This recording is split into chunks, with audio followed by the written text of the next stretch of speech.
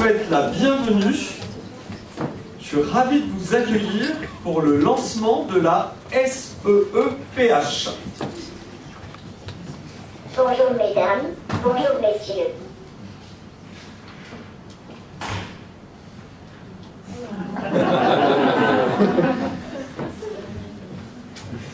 Bonjour Laurent. Tu ne m'as pas reconnu, je suis Nao. Mais que fais-tu ici? Bien sûr, je t'ai reconnu, Nao. On est tous rassemblés ici, puisque la semaine prochaine, c'est la SEEPH. Tu veux dire la Semaine européenne pour l'emploi des personnes handicapées? Exactement, Nao, t'as tout compris. Et tu sais, chez Modis, nous sommes tous très impliqués sur les sujets de la diversité en général et du handicap en particulier. Et la semaine prochaine, c'est la SEEPH. Ouais, je suis ravie que vous ayez pensé à moi. Mais tu sais Laurent, mon cousin R2D2, celui qui a fait du cinéma à Hollywood, c'est plutôt lui que tu aurais dû inviter. Avec les cascades, maintenant, il a souvent mal aux roulettes. Mais en fait, nous, on voulait t'avoir, Nao. On voulait t'avoir pour parler d'intelligence artificielle, parce que c'est ce qu'a décidé la mission Handicap et Diversité. Et on a quelques surprises à ce sujet. Super, j'adore les surprises.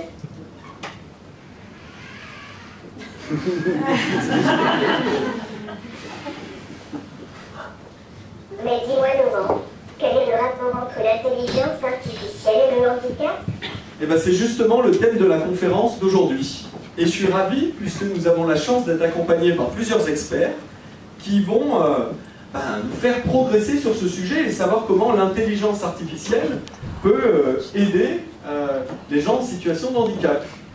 Voilà, donc bonjour à tous, bonjour à tous. Donc, je suis Gaëtan Maresco, je suis responsable de la mission diversité et handicap. Et comme Laurent et Nao vous l'ont dévoilé, nous allons parler d'intelligence artificielle et de handicap, vous l'avez compris. Sans plus attendre, nous allons rentrer dans le vif du sujet. Je laisse la parole à Catherine Paudu. Donc Catherine est ingénieure d'études chez Modis, qui va apporter quelques éclaircissements sur cette association inattendue entre le handicap et l'intelligence artificielle.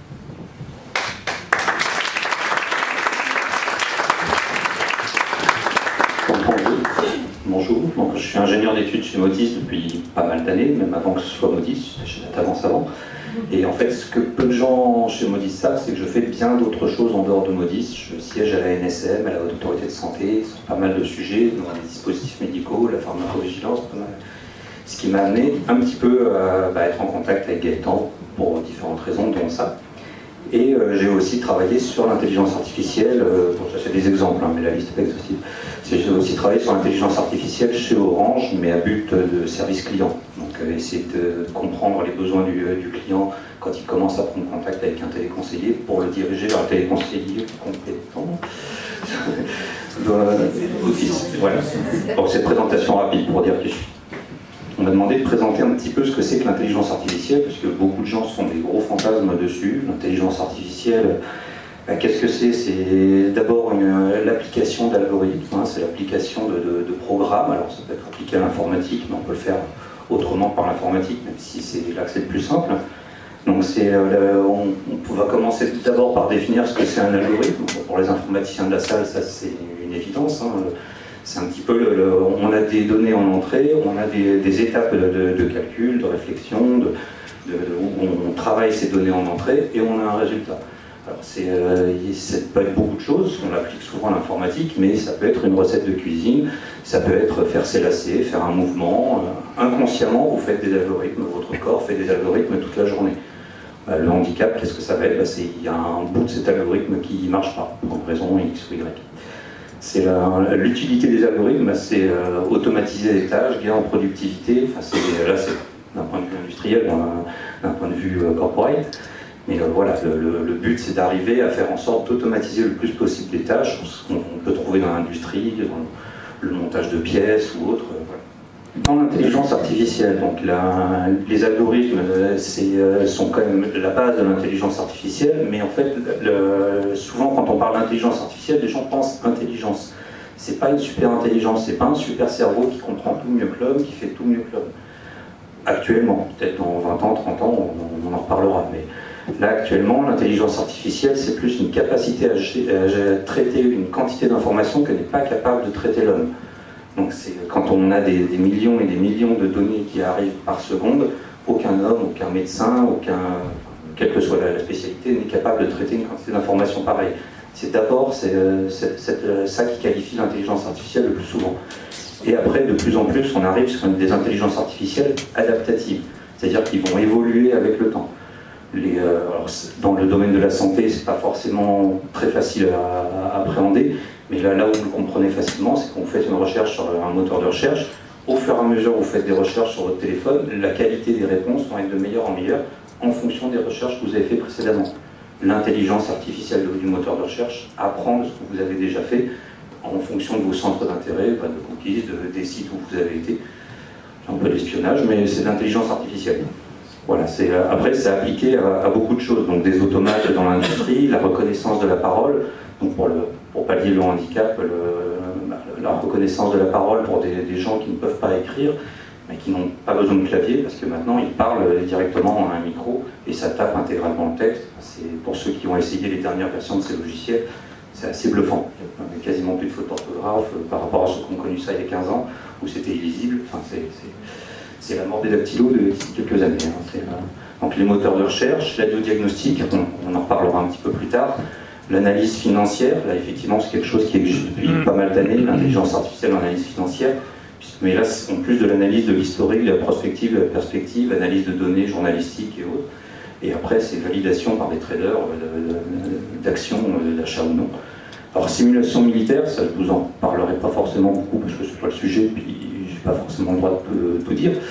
Et après, la reconnaissance d'image, c'est quelque chose, pour vous donner un exemple qui est peu connu, c'est les gendarmes français qui ont fait, il y a déjà plus de 20 ans, le meilleur logiciel qui permet de vérifier tous les contenus photos sur les forums, newsgroups et autres, pour détecter les images pédopornographiques. Ce logiciel est utilisé maintenant par toutes les polices du monde, et en fait, il scrute des dizaines de millions d'images comme ça, en automatisme, plutôt que ce soit quelqu'un qui soit obligé d'ouvrir toutes les images pour essayer de comprendre ce que c'est. Voilà, les algorithmes, vous pouvez imaginer que c'est quand même pas simple, hein, c'est beaucoup plus complexe que ce qu'on peut imaginer. Les gendarmes français sont à la pointe là-dessus, enfin les informaticiens. Alors après, maintenant on parle de handicap, donc il faut définir ce que c'est que le handicap, tout le monde ne le sait pas. Il y a plusieurs manières de catégoriser le handicap, moi je retiens souvent celle-là quand je fais des interventions. C'est le handicap moteur, c'est simplement des mouvements qui sont gênés ou empêchés. Sensoriel, c'est des sens qui sont bloqués, ça peut être la vue, l'ouïe, mais ça peut être aussi le toucher, ce qui est moins connu. Après, il y a des différences un petit peu plus sensibles entre mental, cognitif, psychique. Le handicap mental, c'est souvent lié à une déficience intellectuelle. Alors que le handicap cognitif, c'est plus une difficulté à comprendre, à traiter l'information. C'est-à-dire que ça peut être les troubles 10, les troubles de l'hyperactivité, ça peut être aussi de la précocité. La précocité intellectuelle peut être une forme de handicap cognitif dans certaines situations extrêmes. Le handicap psychique, lui, par contre, est lié souvent à des pathologies préexistantes, schizophrénie, bipolarité, enfin voilà, c'est juste ça. Puis maladie invalidante, c'est un peu le fourre-tout, ce qu'on n'arrive pas à mettre dans le reste, sachant qu'il y a beaucoup de handicaps, malgré tout, qui sont dans plusieurs familles à la fois. Donc c'est pas... Je vais préciser une petite chose. Vous constatez qu'il y a six grandes catégories de handicap et on vous a mis pour autant 8 pictos. Donc c'est simplement parce qu'aujourd'hui on décompose certaines catégories de handicap et là on y a ajouté la vieillesse qui est l'un des facteurs importants qui amène le handicap et le phénomène d'amputation. Voilà. Alors l'intelligence artificielle, on rentre un petit peu dans les exemples. Et là par exemple, ce qui est déjà utilisé, ce qui existe déjà, c'est des détecteurs qu'on pose sur la peau et qui vont aller détecter, comme le font les dermatos, des cas de cancer cutané. Sur certaines catégories de cancer cutané, maintenant, on a l'intelligence artificielle qui a de meilleurs résultats qu'un dermato de 20 ans d'expérience. Donc forcément, là, ça laisse quand même songeur. L'intérêt du dermato, malgré tout derrière, c'est que cette intelligence artificielle travaille sur certaines catégories de cancer cutané, mais n'est pas capable de voir ce qui est à côté. Il n'est pas capable d'analyser l'historique, du dossier médical ou autre, et puis de voir si c'est pas autre chose que le cancer cutané. Mais c'est déjà dans certaines applications, on a déjà des duos médecin-machine qui sont très intéressants. Là, au niveau de imagerie, matériel diagnostic, j'ai voulu montrer un exemple qui n'est pas encore extrêmement connu de beaucoup de gens.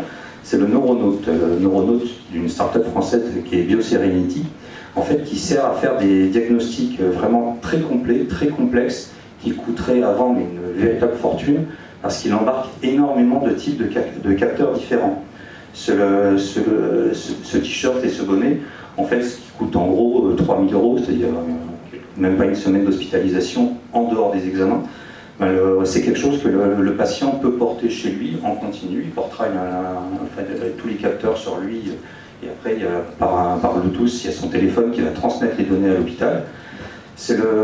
Au niveau des capteurs, on a un capteur sur la respiration, on a un capteur cardiaque, on a un capteur EEG, on a un capteur oculaire, on a un capteur sur l'activité musculaire, on a un capteur sur le taux de saturation en oxygène dans le sang. Enfin, on a énormément de choses, et en fait, en plus, cette start-up rajoute des capteurs en continu.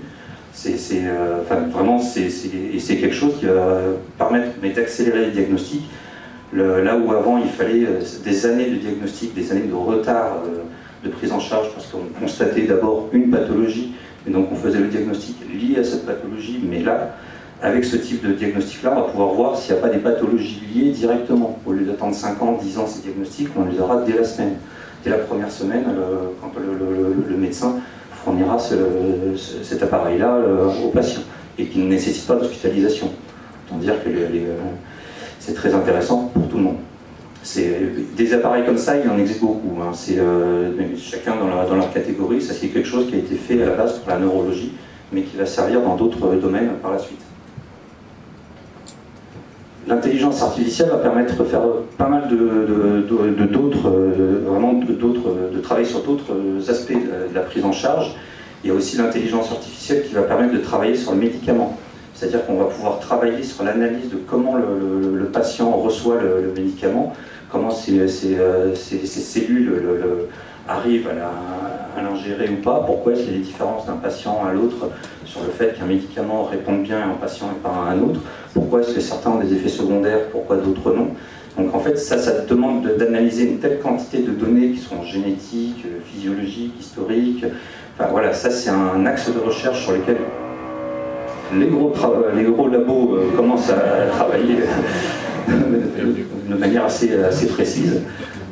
Donc ça va permettre vraiment de faire beaucoup de gains de temps, beaucoup dans la prise en charge.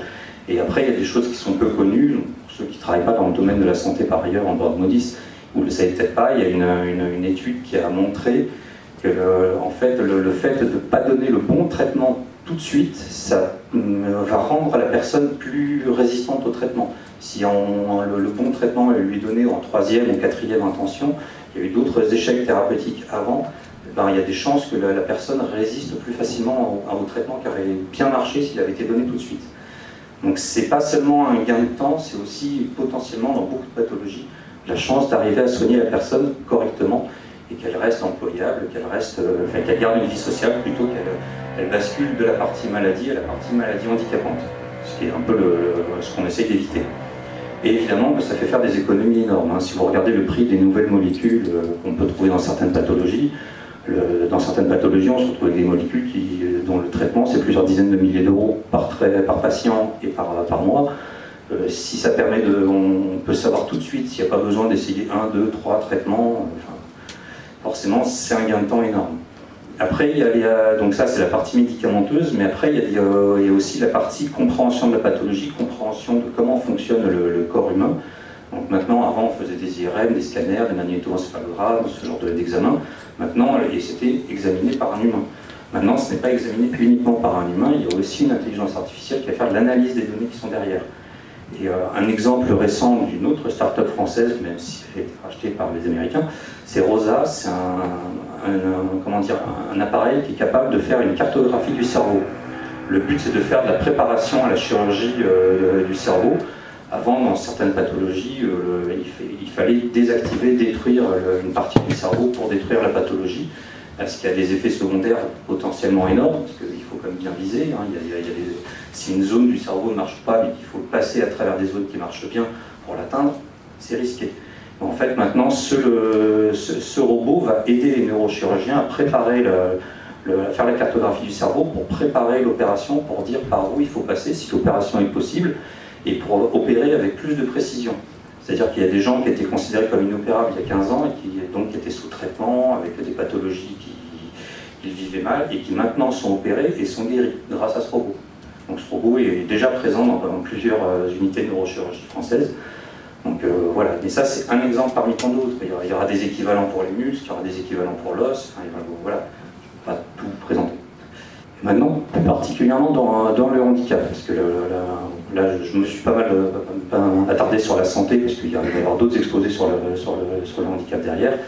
Des exemples, on va pouvoir améliorer des organes, on va pouvoir synthétiser des organes, et on va pouvoir aussi aider le corps à détecter des situations à risque, donc, pour pouvoir prévenir potentiellement une aide, pour pouvoir que le corps lui-même anticipe cette situation à risque. Par exemple, quelqu'un qui perdrait son équilibre, on pourra avoir quelque chose qui restabilise la personne automatiquement. Donc ça peut passer par un exosquelette, ça peut passer par un robot, ça peut passer par des gyroscopes avec des vérins, enfin, là tout est imaginable à ce niveau-là. Donc là, il y a quelques années, le Modis avait présenté un exosquelette qui était commandé. Et en fait, là c'est en discutant, je ne le savais pas, c'est Gaëtan qui me l'a dit. Et en fait, moi j'ai vu les équipes qui travaillent sur un autre type d'exosquelette. Et cet exosquelette ne sera pas commandé manuellement avec des boutons ou autres qui demandent quand même parce que la personne ait une certaine mobilité. Ça va être commandé uniquement par la pensée. C'est-à-dire qu'en fait, vous allez avoir quelque chose, un appareil sous la forme d'un bonnet ou d'un casque, mais pas complet. Hein. Vous le voyez, il est ici, c'est juste un petit truc sur le côté. C'est qu'il va analyser par électroencéphalogramme les pensées de la personne. Donc, et à partir des pensées, entre guillemets, la volonté de la personne de bouger, qui va reproduire, qui va détecter que le cerveau est en train de donner l'ordre de mouvement, et après qui va transmettre à l'exosquelette l'ordre de mouvement en lui-même. C'est-à-dire que la personne n'aura plus besoin de contrôler cet exosquelette manuellement, ce sera automatique. Ça, c'est un projet français qui est à Grenoble, si je me souviens bien. Il y a un autre projet assez similaire qui pour l'instant n'est pas adapté à l'homme, parce qu'il demande à ce qu'on crée le handicap, donc au niveau des moyens. Et en fait, cette partie-là permettra de compenser le handicap pour des gens qui n'ont plus la capacité de bouger, parce que les muscles sont remplacés par l'exosquelette. Là, par contre, ce qu'on voit sur ce singe, c'est pour des gens qui ont encore leur capacité motrice en termes musculaires ou autres, en fait, et qu'il y a une coupure de la colonne vertébrale, en fait, il y aura un système de détection de ce que veut faire la personne assez similaire, mais par contre, il y aura derrière des pseudo-neurones qui transmettront aux nerfs et donc aux muscles l'ordre de bouger. Et c'est comme si on a enlevé la colonne vertébrale de quelqu'un et que la personne était quand même capable de bouger, de courir, de faire ce qu'elle peut. Et ça, c'est des projets actuellement où vous aurez peu d'informations dessus, parce qu'il faut être en contact avec les labos, mais on trouve il y a quand même quelques articles qui ont été publiés, qui sont grand public, donc si ça vous intéresse, vous pouvez les retrouver. Donc ça, ça permet de remplacer la neurotransmission. Donc il y a beaucoup d'autres choses. Alors il y a certains organes qu'on peut commencer à remplacer partiellement. L'œil, il y a beaucoup de projets de recherche dessus. Alors ça ne remplacera pas un œil pour quelqu'un qui est totalement aveugle, en particulier pour les aveugles de naissance, mais pour quelqu'un qui a une pathologie qui les a rendus en partie aveugles d'une façon ou d'une autre, on commence à savoir compenser et à remplacer les fonctions de l'œil, c'est-à-dire voir les couleurs, détecter les mouvements, détecter pas mal de choses. Il y a pas mal de projets qui existent. Alors ça reste des gros appareils, ça reste assez impressionnant malgré tout, hein. On est loin de Terminator où ça ressemble à un vrai œil. Mais d'ici quelques années, on imagine que ce sera possible réellement de remplacer même totalement un œil qui serait potentiellement dysfonctionnel. Parce qu'il y a aussi des projets de recherche pour comprendre quelle est l'information qui passe dans les nerfs optiques, ce qui permettrait de mettre un capteur et de simuler cette information transmise par les nerfs optiques. Là, ce qui va arriver demain, alors il y a déjà des choses un petit peu, mais pour l'instant c'est vraiment très balbutiant, c'est sur la recherche génétique. La recherche génétique, c'est des quantités de données qui sont tellement gigantesques, c'est impossible actuellement de faire ça gène par gène, à moins de vraiment savoir où on doit aller. Là maintenant, on va pouvoir faire, avec les capacités d'analyse des ordinateurs, ben, on sait qu'il y a des gens qui sont malades, et ben, on va prendre la totalité de leur génome, et on va analyser la totalité des génomes de tous les gens qui ont cette pathologie. Au lieu d'avoir besoin de cibler sur un gène donné, une allèle donnée, voir s'il n'y a pas une délétion quelconque, ben là on pourra le faire de manière massive. Donc, et ça commence déjà, on a déjà des pathologies sur lesquelles on ne savait pas d'où elles venaient, et toutes les semaines maintenant il y a des articles de recherche qui sont publiés sur l'action d'un gène sur le corps, sur une fonction du corps humain. Donc après il y a aussi l'utilité pour les labos. C'est comment dire, accélérer les tests médicamenteux, mais aussi faire des tests médicamenteux. Par exemple, l'intelligence artificielle, c'est aussi, on a réussi à numériser le cerveau humain intégralement. C'est un projet de recherche de l'INSERM. On a un cerveau artificiel qui est en cours d'amélioration continue, ce qui fait qu'au lieu de devoir faire de la recherche neurologique, par exemple, d'abord sur le rat, puis après sur la souris, puis après sur le lapin, puis après sur le chien, puis après sur le singe, et après peut-être 10 ans plus tard sur l'homme, et bien directement on sera en simulation numérique sur l'homme. C'est un petit peu comme on fait pour la simulation nucléaire, pour les armes nucléaires. On ne fait plus d'essais nucléaires en vrai, mais il y en a tous les jours en labo. Vous ne faites pas d'illusions, on continue à en faire. C'est l'amélioration continue de l'humain, c'est à tout point de vue. On travaille sur la totalité des organes. Alors moi, je suis plus spécialisé en neurologie, mais après on travaille vraiment à tout point de vue.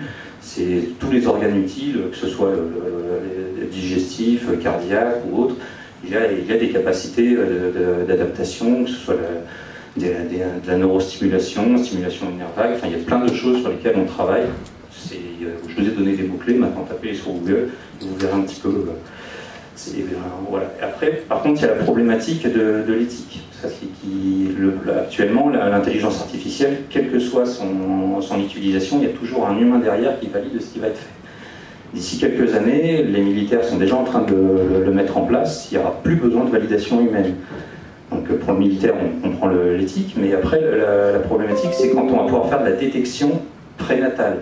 Quand on va détecter qu'il y a un potentiel de maladie. Si on sait qu'un enfant, à naître, a 30% de chances d'avoir telle ou telle pathologie, est-ce qu'on en arrive à un eugénisme? Est-ce qu'on en arrive aussi potentiellement à choisir son enfant, la couleur des yeux, la couleur des cheveux, enfin, toutes ces choses-là? Il y a un moment, il y a beaucoup de choses qui n'ont pas été révélées, qui n'ont pas été réfléchies, et sur lesquelles les gens qui travaillent sur l'intelligence artificielle de manière massive devraient peut-être se pencher un petit peu plus. Et pour vous donner une idée des projets d'avancement, on a une intelligence artificielle aux États-Unis qui a créé elle-même une intelligence artificielle sans intervention humaine.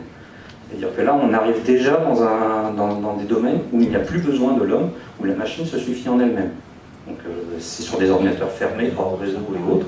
On est loin de la science-fiction, mais voilà. Donc ça, c'est un petit peu ce qui peut poser problème.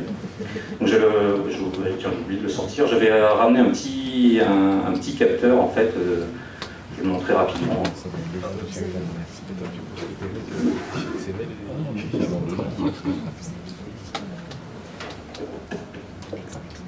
J'avais vu les exemples qui vont être présentés aujourd'hui, donc j'ai cherché dans les labos avec lesquels je suis en contact un petit peu qui me prêtent un prototype. Donc ça, c'est un prototype que vous ne verrez jamais dans le commerce, parce qu'il est déjà dans le commerce, mais sous une autre forme, sous sa forme définitive. Et ça, c'est la version un petit peu que réservée au labo. C'est une espèce de petit serre-tête que vous mettez comme ça, et en fait, ça mesure l'activité de votre cerveau en continu.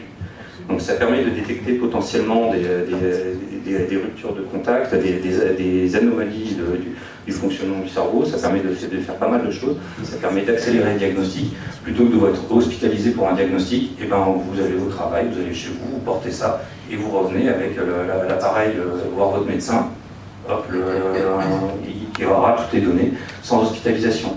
Ça permettra aussi, par exemple, ce type d'appareil, si on détecte des pertes de conscience, le but c'est de les détecter à l'avance.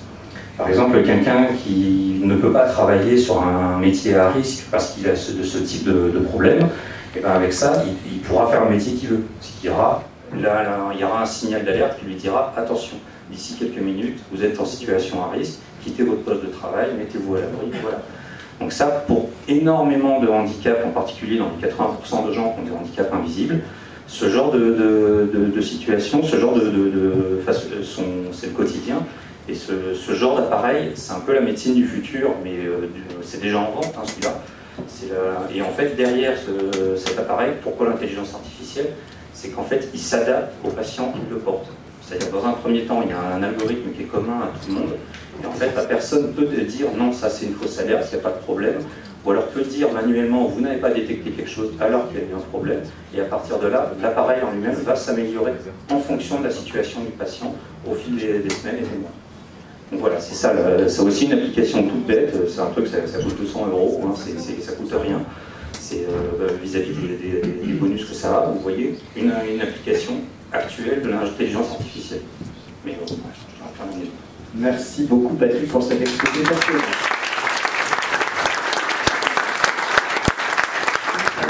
J'ai l'honneur d'accueillir 3 experts, ils sont tous ingénieurs, ils nous ont fait le plaisir d'accepter notre invitation aujourd'hui.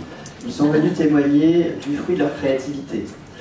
Tous les 3 ont imaginé des solutions innovantes de compensation du handicap et qui intègrent la technologie l'intelligence artificielle.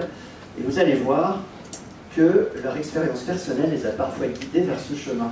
Et je vous présente tout d'abord Lambert Trénoras, président directeur général de Girolift, qui est venu présenter donc, voilà, le matériel qu'il a créé. Bienvenue Gilbert.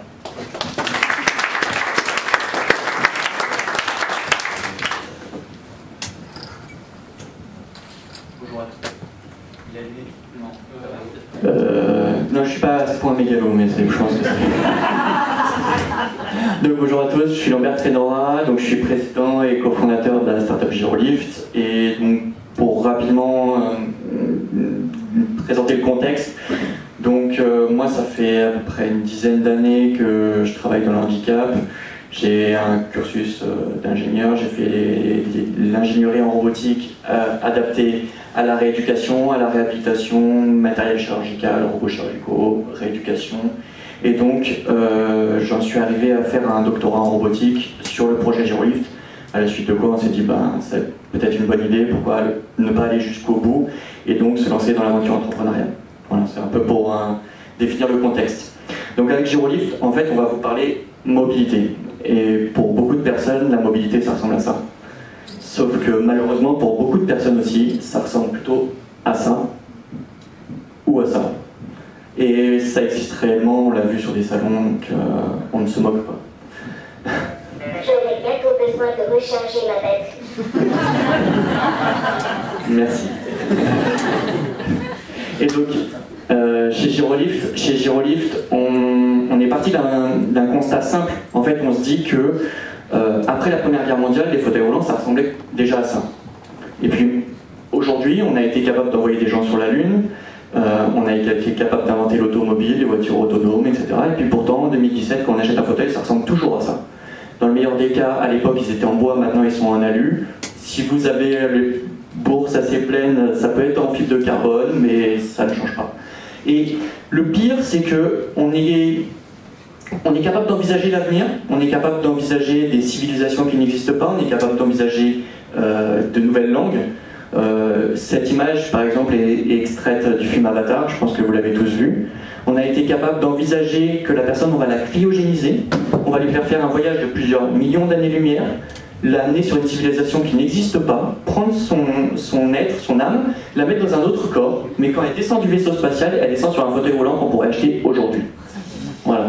Donc ce qui fait que, pour nous, le handicap, ça n'évoluera pas. Pour nous, voilà, la personne est en fauteuil, elle sera toute sa vie en fauteuil.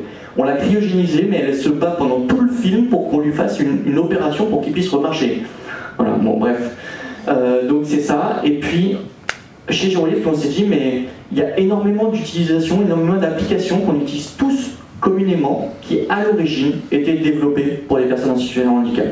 On parle du SMS, qui était pour des personnes qui étaient sourdes, et puis comme les personnes étaient sourdes, on s'est dit, elles n'entendent pas la sonnerie du téléphone, donc on va inventer le vibreur. Voilà.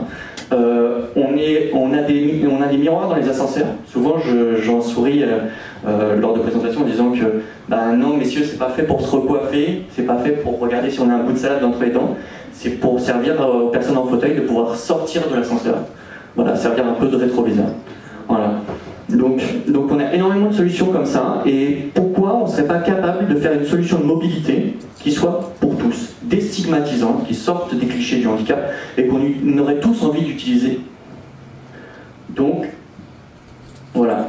J'ai rapidement fait pour vous dire que souvent on parle de handicap et on dit c'est de la niche, ça ne représente pas beaucoup de personnes, etc. En fait, on parle de 1,8 million de personnes à mobilité réduite en France, et le besoin en fauteuil roulant dans le monde représente 75 millions. C'est chiffré par l'OMS. Voilà, c'est juste pour remettre le contexte quand même.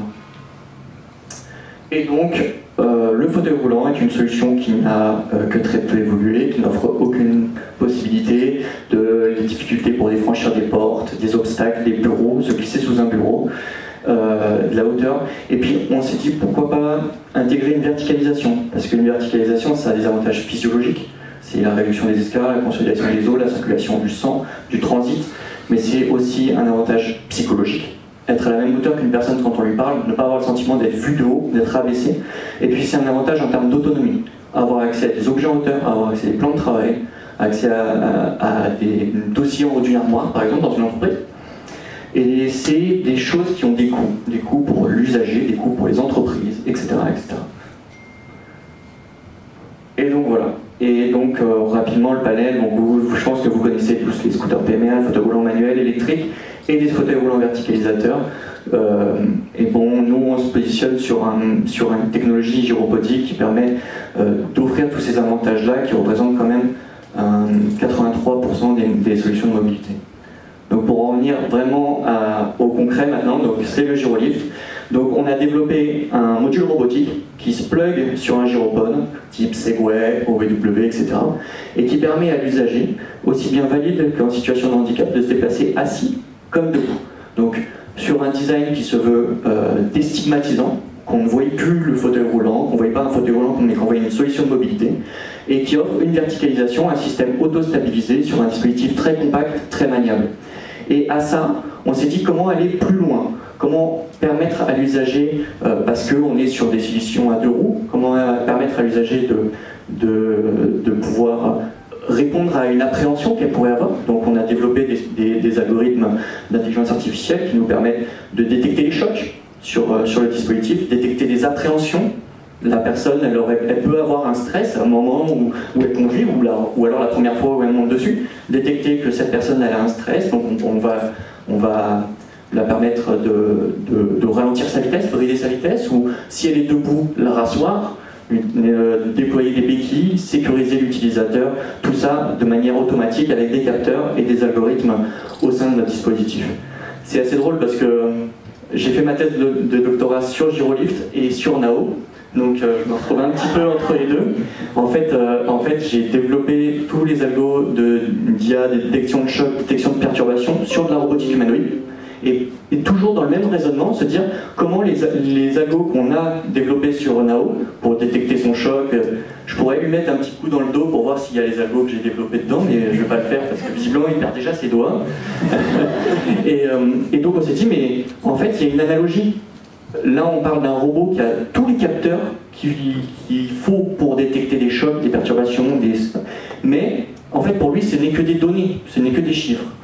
Et une personne sur un gyrolift, c'est une personne qui a toutes les données aussi, qui sait, avec son oreille interne, sa vue, qu'elle va se casser la figure, mais ne peut rien faire. Et lui, il peut. Donc en fait, on a développé des algos donc de détection de choc, détection de perturbation, donc on lui tape dans le dos, il sait l'intensité du choc, il sait qu'il va devoir mettre un pied en avant, il sait qu'il va devoir baisser son centre de gravité, ou alors il sait qu'il va se casser la figure quoi qu'il arrive, donc il va protéger son visage, comme ça nous arrive à tous de tomber. Et on a remis ces algorithmes-là sur le gyrolift. Voilà, donc donc le gyropode, donc vous le verrez, c'est vraiment beaucoup plus compact qu'un fauteuil classique, donc permettre de tourner sur nous-mêmes, rentrer dans des ascenseurs qui ne sont pas aux normes, faire demi-tour à l'intérieur, ressortir, sur des franchissements de bateaux, de trottoirs, c'est sur une autonomie accrue, sur une compacité qui permet de le faire rentrer. Pour vous donner un ordre d'idée, on dit qu'il rentre dans le coffre d'une voiture, j'ai une C1 et il rentre dans le coffre de ma C1. Donc voilà, pour donner à peu près un ordre d'idée. Voilà, donc notre objectif c'est évidemment les particuliers, le quotidien, l'autonomie de ces personnes-là, mais on travaille aussi avec les entreprises pour leur permettre de favoriser le maintien et la réinsertion dans l'emploi de personnes en situation de handicap et de réduire la pénibilité de certains emplois de personnes valides. Des entreprises qui viennent nous voir et nous disent « Ah mais c'est génial, on va pouvoir embaucher à des postes qu'on ne pouvait pas envisager avant, des préparateurs de commandes, des magasiniers, des rondiers de sécurité, etc. Mais votre dispositif, il ne fait pas fauteuil roulant. Et moi j'ai des personnes à des services dans des facilities qui parcourent quotidiennement énormément de kilomètres. Eh bien, ils accepteraient de monter sur votre dispositif, ils n'accepteraient jamais de monter sur un fauteuil roulant. Voilà.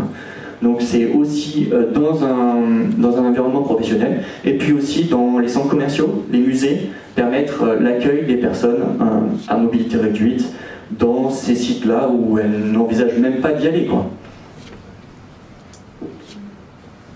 Donc voilà, donc on est sur la fin de l'industrialisation de notre dispositif pour un lancement, enfin un marquage CE dispositif médical sur le premier trimestre, un lancement commercial sur le premier trimestre de l'année prochaine.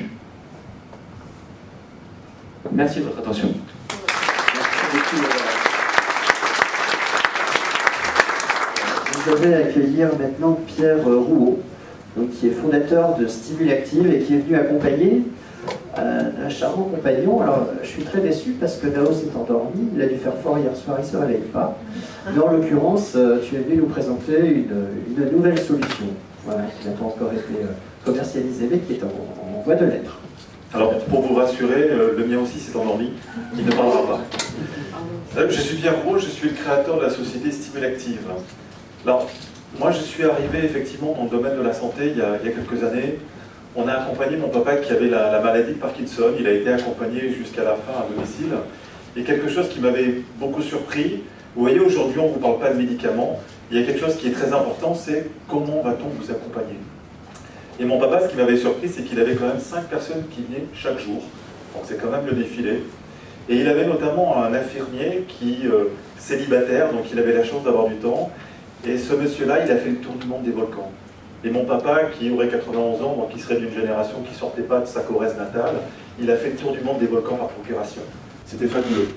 Et puis, on avait aussi un kiné qui faisait beaucoup de sport. Et quand il arrivait chez mon père, il disait « Bon, écoutez, oula, moi je suis crevé, j'ai fait trop de sport. Maintenant, c'est vous qui allez travailler. » Imaginez mon papa qui est dans son fauteuil, qui ne bouge pas de la journée, et puis quelqu'un qui vient lui expliquer qu'il a trop marché. C'était le rêve de mon père. Donc je me suis aperçu qu'effectivement, il y avait quelque chose qui n'allait pas. C'est qu'en fait, finalement, on sait à peu près quelle maladie vous avez, mais on ne sait pas qui vous êtes humainement. Et moi, je suis arrivé effectivement dans un EHPAD, complètement par hasard, donc une maison de retraite, à côté de Limoges. Et puis là, je discute avec un directeur, et le directeur me dit « Tiens, vous savez, il y a des choses à faire, votre histoire me parle. Moi, il y a quelques jours, j'ai accueilli un résident, 92 ans, aphasique, ça veut dire qu'il ne parlait pas. Et là, il y a une dame qui, elle non plus, ne parlait pas, qui était résidente, qui va spontanément vers lui, ils se sont parlé pendant un quart d'heure, 20 minutes. Alors je dis, tiens, 2 personnes qui se parlent pas, mais de quoi est-ce qu'ils ont bien pu parler? Eh bien, écoutez, elle était ouvrière, il était contremaître. Pendant 40 ans, ils ont fabriqué ensemble des chaussettes. Ils se sont reconnus. Et j'ai dit au directeur, mais c'est formidable, vous avez créé du lien entre ces 2 personnes, j'espère que vous allez continuer. Voilà, elle me dit non, parce que moi, j'ai pas d'outils pour ça.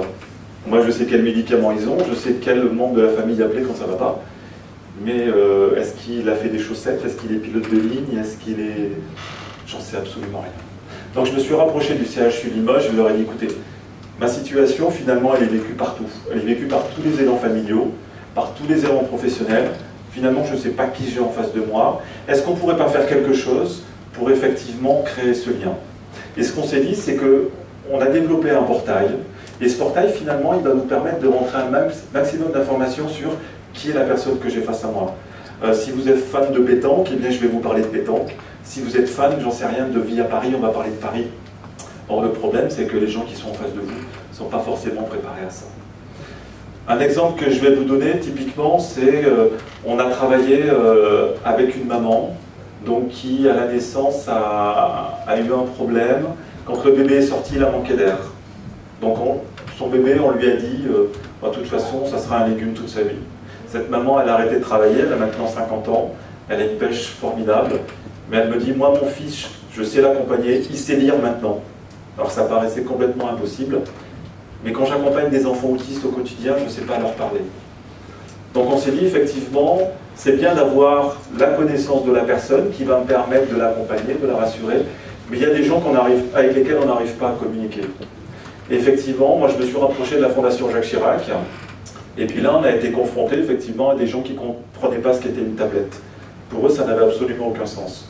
Et là, moi, je suis arrivé avec ce petit bonhomme. Alors, Gaëtan a vu, c'est la 3e version, a vu les évolutions. Imaginez ce petit bonhomme, il est tout noir au départ, il n'a pas d'yeux, il n'a rien. Et là, je le pose sur une table, et il y en a un monsieur handicapé en fauteuil roulant, très classique, qui va spontanément vers lui. Et ça m'a beaucoup surpris, il l'a pris par les oreilles. Alors, pour moi, c'était pas une poignée. Et donc, on s'est dit, ah, c'est intéressant, parce que manifestement, ça a du sens d'avoir quelque chose à prendre dans les bras. Et là, pardon. Non, mais j'allais dire, vas-y, continue, mais je vais passer une vidéo en même temps. Voilà, effectivement. Pour illustrer ce que tu dis. Et effectivement, on me dit, ben oui, ça a du sens avec certaines personnes parce que dans une structure que je ne citerai pas à côté de Metz, il y a une personne qui est venue avec une lame de rasoir, et c'était son doudou, la lame de rasoir. J'ose pas vous laisser imaginer ce qu'on peut faire avec une lame de rasoir. On préférerait avoir ça dans les bras. Et puis on a fait des photos avec une dame qui était autiste, qui avait une 60aine d'années. Et là, elle l'a pris dans les bras, on a fait une photo comme ça. Et puis, quand on lui a demandé ce qu'elle avait dans les bras, elle nous a dit une grappe de raisin. Donc, a priori, quand vous pensez grappe de raisin, vous ne pensez pas à ça. Donc, on s'est dit, manifestement, le fait d'avoir quelque chose à prendre dans les bras, ça a effectivement du sens. Alors, ce qu'on a imaginé sur cette version-là, heureusement qu'on a fait une vidéo avant de venir, le petit robot va se réveiller. Placez-vous dans la situation de gens avec lesquels on ne communique pas. Vous ne placez pas dans la position de gens totalement autonomes. Donc l'idée, au travers du petit robot, je vais aller chercher de la communication. Ce petit robot, typiquement, il va me permettre de jouer. Si je vous reprends la situation de la maman dont je vous ai parlé tout à l'heure, qui est face à un petit enfant autiste, ben, je ne peux pas communiquer, mais tiens, on va lui toucher la tête au petit robot, il va allumer ses yeux. On va pouvoir chanter des chansons. On va pouvoir faire des jeux. Je suis allé dans une structure autisme où le directeur me dit « Eh bien, vous allez avoir un professionnel aujourd'hui, demain, il est remplacé par un autre, après-demain par un autre. Alors peut-être que la personne va faire tous les jours le même jeu, peut-être en jeu différent, et puis peut-être qu'au bout d'un an, on va s'apercevoir qu'il a fait toujours la même chose. Donc ça, c'est plus possible maintenant. On se rend compte que quelle que soit la situation de handicap, même des malades d'Alzheimer qu'on accompagne, jusqu'à la fin, on peut les stimuler. Mais même... Alors, parfois, les médecins me sautent dessus. Moi, je suis avocat de formation, donc je peux me permettre de parler à un médecin. Et j'ai des médecins qui me disent « Ah non, non, non, le malade d'Alzheimer, ça ne sert à rien. » Mais si simplement 3 minutes par jour, vous faites du bien à quelqu'un, ça a du sens. Et typiquement, en parlant dans un EHPAD l'autre jour, j'ai une art thérapeute qui me dit « Tiens, votre application, elle a du sens parce que finalement, on va pouvoir noter des choses. Quand vous parlez à Madame Dubois, peu importe, il suffit de lui caresser la main pour communiquer avec elle. » C'est pas grand-chose, mais ça c'est nulle part. Ah, par contre, les médicaments, là, on a 40 pages de médicaments. Mais communiquer, apporter du lien, et si vous faites du bien à quelqu'un 3 minutes, ça a du sens. Si vous voulez, là, l'idée, c'est que vous avez compris que la maladie de Parkinson, pour moi, elle avait beaucoup de sens, et je me suis rapproché du CHU de Bordeaux en disant, écoutez, on a des gens qui doivent faire du sport adapté chaque semaine à l'hôpital. Eh bien, quand vous avez une crise, c'est pas la peine d'aller à l'hôpital, ça sert absolument à rien. Puis la semaine prochaine, il pleut, on n'y va pas. La semaine suivante, il neige, on n'y va pas. Et finalement, on ne fait plus de sport. Et ce que j'ai proposé au CHU de Bordeaux, et qui pour eux a beaucoup de sens, c'est de dire, bah, tiens, c'est le petit robot qui va me permettre de faire un peu de sport adapté. Vous l'avez peut-être vu en photo. Allez, un peu plus haut. Ah non, un peu plus à droite. Ah ben non, un peu plus à gauche. Et ce petit robot va être mon coach au domicile. Et ça a beaucoup de sens d'avoir des outils professionnels qui vont dans les familles. Et l'idée, c'est que ce petit robot, il va peut-être me permettre de faire un reporting et de me dire, ah tiens, à gauche, il a du mal à monter. Peut-être que quand je vais le revoir, mon travail va être sur la gauche. On est vraiment sur des outils où maintenant on est sur le bien-être. Vous avez peut-être entendu parler de ces notions. Alors moi, je ne suis pas véritablement pour ce mélange de mots anglais dans notre langue française, notre belle langue, mais le care et le cure. C'est-à-dire qu'on sait effectivement soigner, mais on ne sait pas prendre soin des gens. Donc allons, au travers de petits outils comme ça, allons accompagner. Alors moi, j'ai présenté mon projet, alors c'était peut-être un peu flou à Gaëtan. Mon projet, c'est pourquoi pas d'imaginer que ce petit robot il puisse être au poste de travail. J'ai travaillé avec des ESAT et je me suis aperçu qu'on avait beaucoup de gens qui avaient des formateurs qui ne sont pas formés au handicap. Donc comment je fais ça? Bon, comment je fais ça? Bon, troisième fois, le formateur se fatigue un petit peu. Et puis la grande question du matin, c'est qu'est-ce qu'on mange? Qu'est-ce qu'on mange? Le formateur, il n'a absolument aucune idée de ce qu'on va manger. Et donc finalement, ça crée des tensions. On peut très bien imaginer que ce petit robot ou notre application est là justement pour expliquer s'il y a besoin, voilà ce qu'on va manger. Et puis à la limite, avec son écran, il va me montrer la tâche. Et puis s'il y a besoin de la remontrer, il va le remontrer une deuxième fois, une troisième fois. Et là, l'idée, c'est que vraiment de faire gagner en compétences et de faire que le formateur, il va savoir comment approcher la personne handicapée parce qu'on va le lui expliquer. Et on va personnaliser l'accompagnement. Ou alors, effectivement, ce petit robot, il va être là pour me rassurer. Alors ça peut être éventuellement discriminant, je ne sais pas ce que vous en pensez, d'ailleurs ça peut être intéressant d'imaginer pourquoi pas ça au poste de travail. Mais l'idée, c'est vraiment faisons du bien à tout le monde, faisons que tout le monde se sente bien. Merci pour votre attention.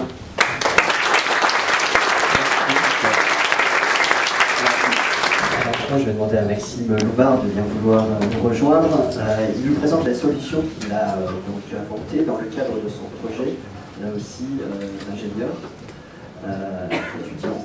Et il me semble d'ailleurs que là c'est ta grand-mère, il est pour quelque chose. C'est vrai.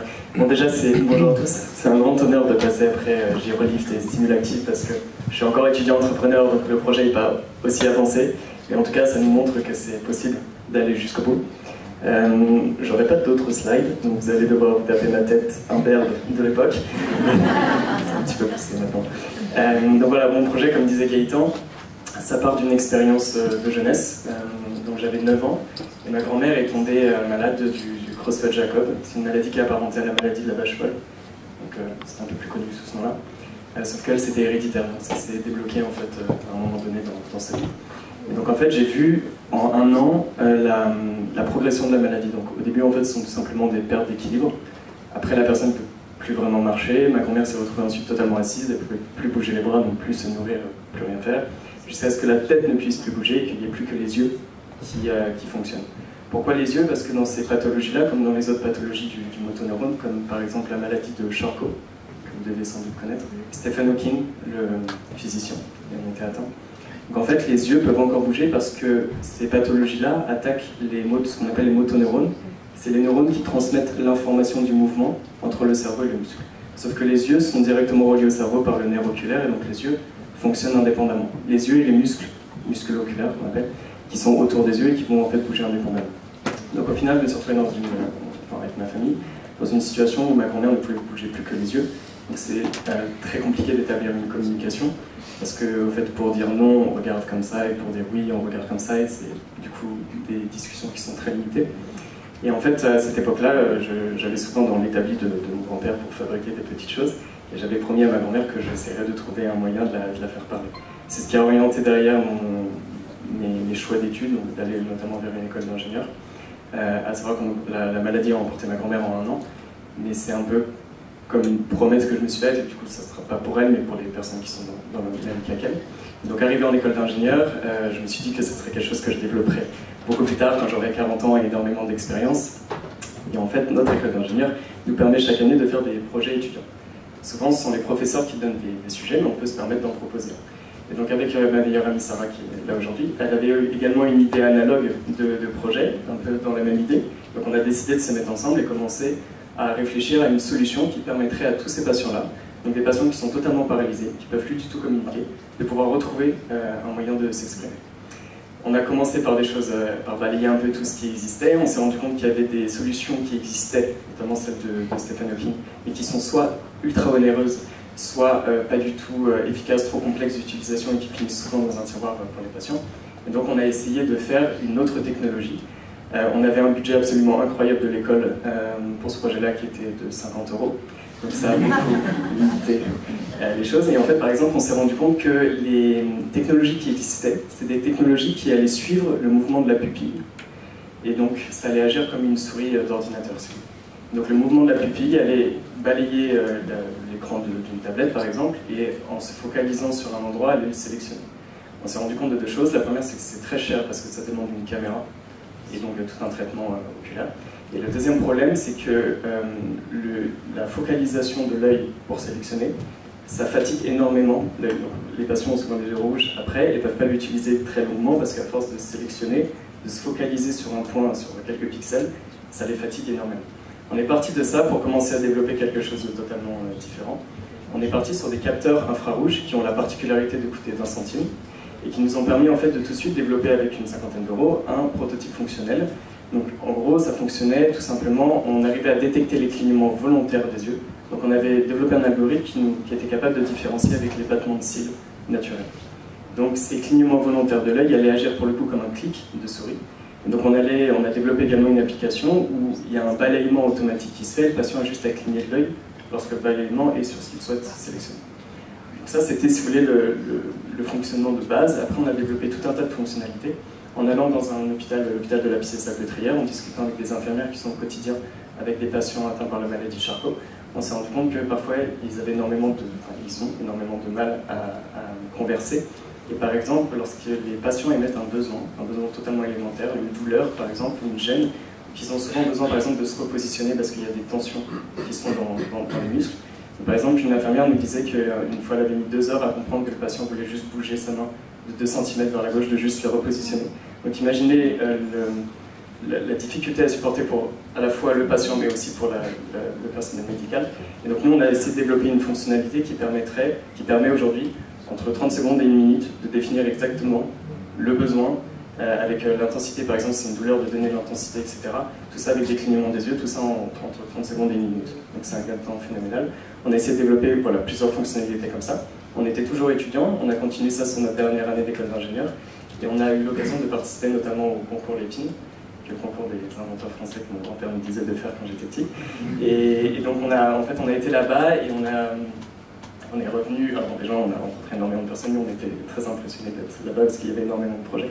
On est arrivé à avoir des reconnaissances, en tout cas des prix au concours Lépine. Et c'est là où on s'est dit, mais en fait il y a peut-être quelque chose à faire, on commence à avoir en tout cas c'est validé par le public qui est venu voir le grand public, c'est validé aussi par des experts, entre guillemets, médicaux, etc. Il y a nos professeurs qui nous encouragent à continuer. On va peut-être essayer en fait, de continuer ça et de ne pas faire ça à 40 ans, mais faire ça plutôt à 22 ans. Et donc on s'est dit, voilà, on va se lancer dans une aventure entrepreneuriale. À partir de là commence le grand problème. Parce que quand on est à l'école, ça se passe bien, au final, à la limite, on a juste... à l'école, on s'affiche un peu, on a juste la note à la fin de l'année, mais on s'en fout un peu de ça.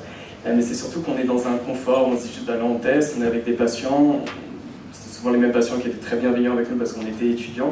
Dès lors on passe du côté entrepreneurial, c'est une autre attente. Il y a un côté il faut se professionnaliser tout de suite, il y a une attente, un espoir, on a suscité déjà un espoir avec tout ce qu'on a fait auparavant. Donc maintenant c'est le moment de concrétiser l'essai. Et ça c'est un peu la grande difficulté, parce qu'il faut apprendre à être entrepreneur, c'est pas forcément inné. Et c'est surtout qu'on avait une vision très... Alors, on voulait rester sur notre vision à vocation très humaine. Donc en fait, on est parti, notamment, le grand problématique à mes yeux pour tout entrepreneur, c'est de trouver un business model, surtout qu'on est dans le anti-tech, parce qu'on va à la fois conserver notre vocation humaine, mais en même temps, il faut rentrer dans ses frais, ça demande énormément de R&D, donc forcément, on va avoir quelque chose de cher, mais quelle logique à développer, à vendre une technologie à un prix exclusif si la technologie de base a pour but d'être inclusive. Il y a énormément de questions comme ça qui se posent, donc on erre un peu dans tous ces schémas-là. Et on est arrivé en fait à dire, on va essayer de faire une association à but non lucratif, ce qu'on a essayé de faire. Le but c'était de faire payer la R&D par des subventions d'investissement de fondations. Sauf que ça marche pas du tout parce qu'il faut attendre en général 1 an à 2 ans pour avoir ces frais-là. Enfin bref, on a essayé tout un tas de choses, on est revenu sur un schéma un peu plus classique. Un schéma un peu plus classique qui nous permet depuis septembre de vraiment se focaliser davantage sur la technologie avec pour but dans quelques mois de faire un crowdfunding, une levée de fonds par financement participatif. Et donc aujourd'hui on se focalise un peu plus sur la technologie, on va rentrer dans une phase de co-développement avec des patients pour tester en continu l'application et avoir un produit qui soit beaucoup plus efficient, beaucoup plus pertinent pour les patients. Savoir que depuis le début, en fait, les algorithmes qu'on a développés, on a déposé des brevets dessus. Ces brevets, ils portent notamment sur la faculté à notre dispositif de s'adapter à plusieurs patients de plusieurs pathologies, enfin à tous les patients d'une multitude de pathologies. On va être capable d'être évolutif, on va s'adapter à l'état d'avancement de la maladie. On pourra vous expliquer après sur le forum pour vous présenter, vous aurez plus de détails. Mais au final, on arrive aujourd'hui à un point de se dire on va essayer de développer le produit le plus efficient en le vendant toujours à un prix le plus accessible possible. Et ce dispositif-là, avec toujours une volonté d'améliorer, via l'intelligence artificielle notamment, puisque c'est aussi le sujet de ce jour, c'est-à-dire de permettre en fait aux patients de retrouver une autonomie communicationnelle de la manière la plus facile qu'il soit. Donc ça, c'est un peu notre grand travail aujourd'hui. Donc on continue, il y a une grosse phase de R&D, on continue de développer tout ça. Et on commence à se professionnaliser, comme le demandaient les patients.